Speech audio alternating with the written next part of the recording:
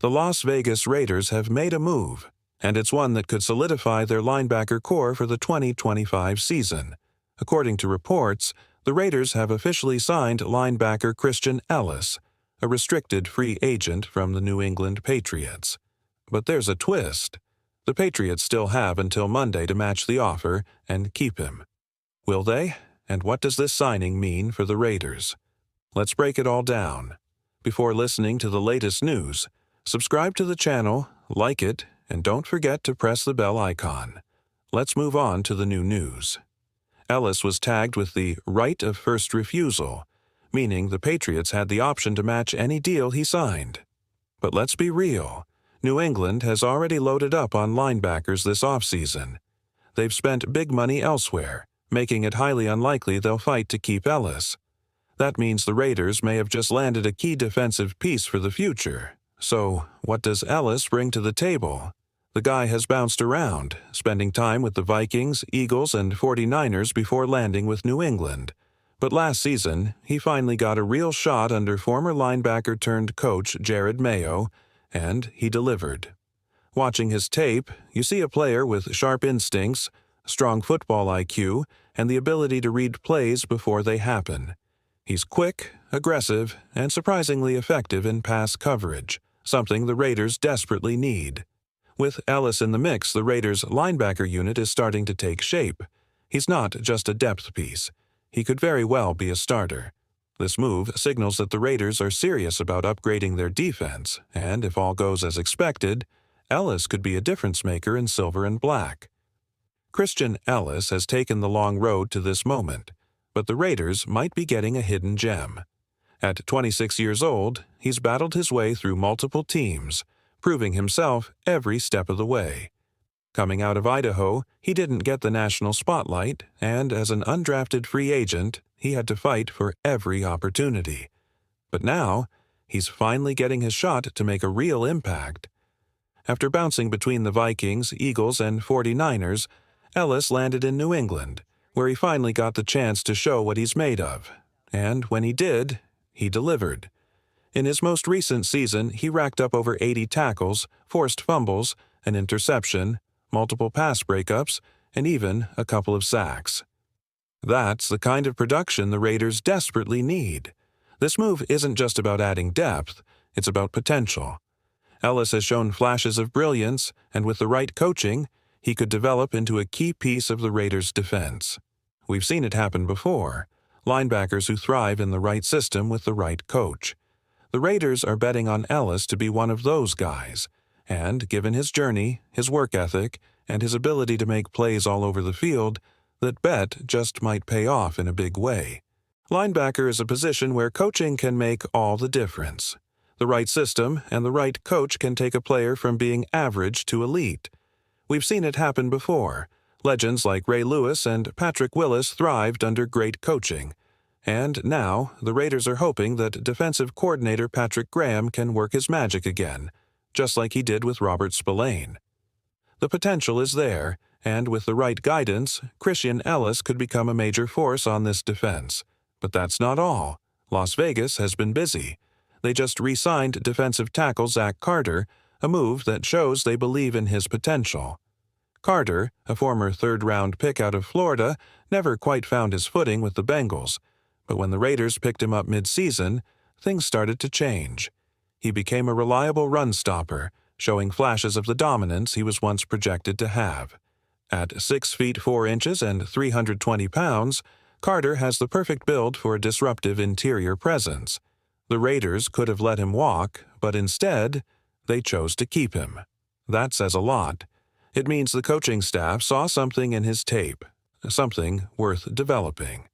While he hasn't shown much as a pass rusher yet, his run defense was impressive. And in the trenches, stopping the run is priority number one. Las Vegas knows that elite pass-rushing defensive tackles get paid top dollar, but they also understand that a strong run defense is just as crucial. If Carter can refine his game, he could be a valuable piece of this defensive front. The Raiders are making moves, and if these players develop the way the coaching staff hopes, this defense could take a major step forward. For the Raiders, this is another smart move. Low risk, high reward.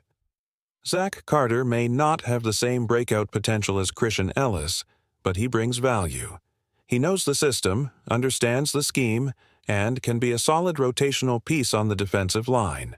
If he gets around 400 snaps this season, that's 400 snaps of experience and depth in a physically demanding position.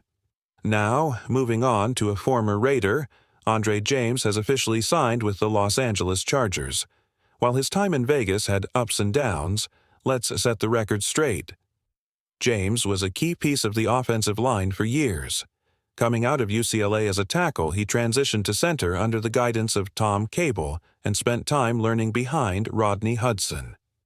When Hudson moved on, James stepped up and held down the position for multiple seasons. Was he perfect? Number. But let's not ignore his effort and dedication. He showed up, put in the work, and contributed to the team for nearly 6 years. The past 2 seasons weren't his best, and Jackson Powers Johnson ultimately took over, but that doesn't erase the fact that James gave everything he had to this team. Now, he's headed to the Chargers, where he'll compete for a starting role. Whether he succeeds or not, one thing is certain. He had a meaningful run with the Raiders. The silver and black are moving forward, and with fresh talent stepping up, the offensive line is in good hands. It might sting a little to see Andre James go to the Chargers, but let's be real. It's the Chargers. Winning hasn't exactly been their thing.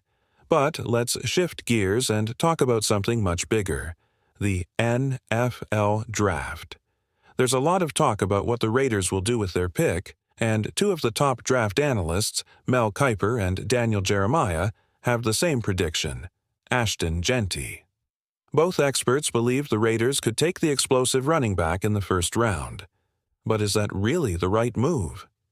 Mel Kiper, who has spent decades analyzing the draft, sees Jeanty as the best available player at that spot.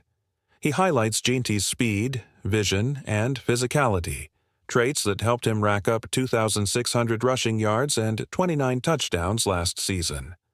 Not only that, but he's also a receiving threat, with 66 catches in the past 2 years. Kiper argues that Jeanty could completely revamp a Raiders rushing attack that struggled last season, averaging just 3.6 yards per carry. Daniel Jeremiah backs this up, calling Jeanty one of the top offensive weapons in the draft. He believes that pairing him with the Raiders' offense could take pressure off the quarterback and create a much more balanced attack. But here's the real question. Should the Raiders really take a running back this early? Jeanty isn't just any running back. He's a game changer, a player who could transform an offense. However, with the 6th overall pick, there will be other elite options on the board. Could the Raiders target a quarterback, a dominant defensive player, or do they go all in on an offensive weapon like Jeanty? With the draft approaching, the debate is heating up. The Raiders have a huge decision to make, and whichever direction they go, it will define the future of this team. There's a real chance Ashton Genty will still be on the board when the Raiders make their pick. But should they take him? Let's break it down. Jeanty is the best running back in this draft class. No question. He's in that rare tier of elite backs, right alongside names like Saquon Barkley and Bijan Robinson. Watch his tape, and it's obvious. His vision is unreal. His ability to stop, cut, and explode down the field makes defenders look foolish. That's how he racked up 2,600 yards last season. And it's not just about stats. He leads all running backs with over 100 carries and yards per rush, broken tackles, and forced missed tackles. That kind of dominance isn't an accident. Now, some critics argue that he played at Boise State, but let's be clear. He didn't just dominate weak competition. He had standout performances against strong teams like Oregon. Plus, defenses keyed in on him every single game, stacking the box to shut him down. It didn't work. So why hesitate? Because at the end of the day, he's still a running back. No matter how talented he is, he'll always depend on his offensive line and the system around him. A running back's success isn't just about raw talent. It's about coaching, blocking schemes, and play design. Even the best backs can struggle in the wrong system. That's why this decision is so critical. If the Raiders draft Jeanty, they need to build the right scheme around him. Otherwise, they risk spending a high pick on a player who won't reach his full potential. The talent is there. The question is, will the Raiders make the right call? Sometimes, a team's scheme matters more than the talent of a running back. We've seen it happen before. Saquon Barkley was a solid player with the Giants, but the moment he joined the Eagles' well-built offense, his efficiency shot up. The problem? The Raiders' offensive line isn't anywhere near what Philadelphia has. Right now, it looks more like what the Giants were working with. That's why taking Ashton Genty at number 6 is a tough call. Sure, the Raiders have some strong pieces. Kolton Miller is rock solid at left tackle and the center position is in good hands. But the right tackle and both guard spots? Huge question marks. If this O-line struggles, even a running back as talented as Jeanty will have a hard time making a difference. And here's the bigger question. Why take a running back so high when you could grab a quality one in later rounds? Caleb Johnson, Omarion Hampton, R.J. Harvey, those guys could be available in the second, third, or even fourth round. Would Genty really be that much better than them in a system that still has question marks? Then there's the longevity issue. Running backs take a beating and usually last around 5 to 7 years. Compare that to a top-tier tackle or defensive end. Those guys can anchor a team for a decade or more. Even a wide receiver has a longer shelf life. If the Raiders want to maximize this draft pick, does it make sense to invest in a position with such a short career span?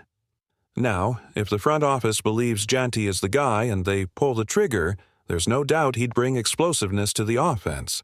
But the decision isn't as simple as grabbing the best talent available. It's about picking the right piece to build a long-term winner. The Raiders need fresh talent in the backfield, but is Jeanty the smartest investment at number 6? That's the debate.